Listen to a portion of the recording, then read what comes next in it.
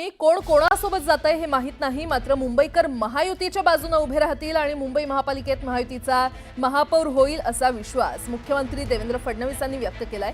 मनसे आणि शिवसेना उबाठाच्या संभाव्य युतीबाबतच्या चर्चांच्या प्रश्नांवर फडणवीसांनी ही प्रतिक्रिया दिली आहे। तर मुंबईमध्ये महायुतीचाच महापौर होईल असं फडणवीस म्हटलेले आहेत। मुख्यमंत्री देवेंद्र फडणवीस यांनी हा विश्वास व्यक्त केलेला आहे। कोण कोणासोबत जातंय हे माहित नाही, मात्र जनता महायुतीसोबत आहे। मनसे उबाठा युतीच्या प्रश्नावर मुख्यमंत्री देवेंद्र फडणवीस यांनी हे वक्तव्य केलं। बघा, कोण कोणासोबत जातंय हे आज आपल्याला माहिती नाही, पण एकूण जी काही मुंबईची परिस्थिती मी बघतो आहे आणि मुंबईकरांच्या मनातलं मी जाणतोय, मुंबईकर 100% महायुतीच्या बाजूने उभे राहतील।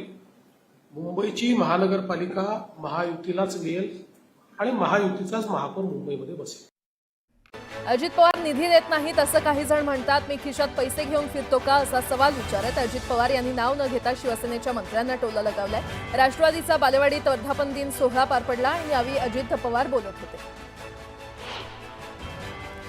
सामाजिक विभागाचा निधी कमी केल्याचा आरोप होतोय। काही जण जाणीवपूर्वक बदनामी करण्याचा प्रयत्न करतात असा टोला अजित पवार यांनी विरोधकांना लगावलाय। तर महायुती सत्तेत असेपर्यंत लाडकी बहिणी योजना कदापिही बंद होणार नाही असंही अजित पवार म्हणाले। राष्ट्रवादी काँग्रेस पक्षाला कट्टरवाद मान्य नाही। स्थानिक स्वराज्य संस्थांच्या निवडणुकीला 4 महिने बाकी आहेत आणि त्यामुळे कामाला लागा। सर्व जाती धर्माच्या लोकांना सदस्य बनवून घ्या अशा सूचना अजित पवार यांनी कार्यकर्त्यांना दिल्या। राष्ट्रवादीचा वर्धापन दिन ओबीसी भटक्या विमुक्तांसाठी काळा दिवस आहे अशी पोस्ट करत ओबीसी नेते लक्ष्मण हाके यांनी राष्ट्रवादीवर टीका केली आहे। लक्ष्मण हाके यांच्या टीकेकडे दुर्लक्ष करत उपमुख्यमंत्री अजित पवारांनी हाकेंच्या टीकेवर बोलणं टाळलं। अशा विकृतीवर कशाला बोलायचं असं म्हणत अजित पवार यांनी हाकेंच्या टीकेला फारसं महत्त्व दिलं नाही। शेगाव इथे आयोजित करण्यात आलेल्या भव्य शेतकरी मेळाव्यामध्ये क्रांतिकारी शेतकरी संघटनेचे नेते रविकांत तुपकर यांनी सरकारवर जोरदार हल्ला चढवला। कर्जमाफी, पीक विमा आणि नुकसान भरपाईच्या मुद्द्यांवर रविकांत तुपकरांनी आक्रमक भूमिका मांडली। सोलापूरकरांना सोलापूर मुंबई, सोलापूर हैदराबाद, सोलापूर बँगलोर आणि सोलापूर पुणे या विमानसेवेची गरज असताना सोलापूर गोवा विमानसेवेला प्राधान्य दिलं जातं। या विमानसेवेतून इतर गोष्टींची तस्करी तर वाढणार नाही ना असा सवाल उपस्थित करत खासदार प्रणिती शिंदेंनी भाजपला टोला लगावलाय। भाजपचे मंत्री नितेश राणे यांना धाराशिवचे पालकमंत्री करा असा मिश्किल टोला उबाठाचे खासदार ओमराजे निंबाळकर यांनी केलाय।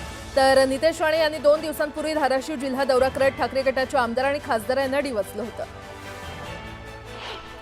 शेतकऱ्यांच्या सरसकट कर्जमाफीसाठी बच्चू कडू आक्रमक झालेत। गेल्या 3 दिवसांपासून अमरावतीच्या गुरुकुंज मोझरीमध्ये बच्चू कडू यांचं अन्नत्याग आंदोलन सुरू आहे। तर आज पहिल्यांदा प्रशासनाकडून कडू यांच्या आंदोलनाची दखल घेत उपोषण सोडण्याची प्रशासनानं विनंती केली आहे।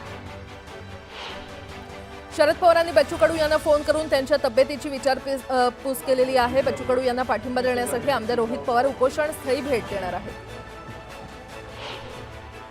भाजपचे मुख्य प्रवक्ते केशव उपाध्यायांच्या मुलाच्या लग्नाचं रिसेप्शन पार पडलं। यावेळी उबाठाचे नेते संजय राऊत आणि मिलिंद नार्वेकर यांनी देखील हजेरी लावली। राजकीय आखाड्यात एकमेकांचे कट्टर विरोधक असलेले दोन्ही पक्षातील नेते सामाजिक जीवनात मात्र मैत्री टिकवून असल्याचं दिसून आलं।